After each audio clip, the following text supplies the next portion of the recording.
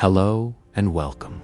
Today, we're taking a journey back in time, right into the heart of Philadelphia, to a building that witnessed the birth of a nation, Independence Hall. Picture this, it's the summer of 1776. The air is thick, not just with the Philly heat, but with tension, debate, and the weight of a monumental decision.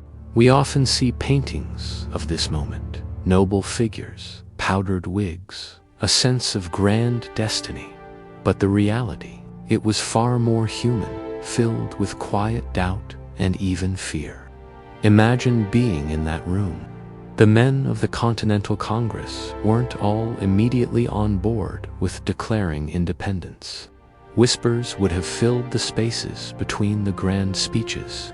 What will the crown do? Are we truly ready for war?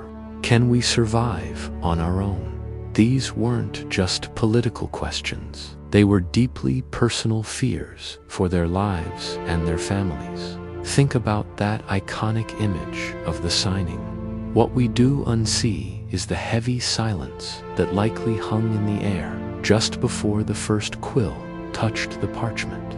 Each signature wasn't just a flourish of ink. It was a personal pledge, a point of no return. It was a gamble on a future no one could predict. In that room, amidst the hesitation, a few quiet voices saying yes grew into a chorus that would echo through history. As those men filed out of Independence Hall, they weren't celebrating a guaranteed victory. They were stepping into the unknown, having just risked everything for an idea.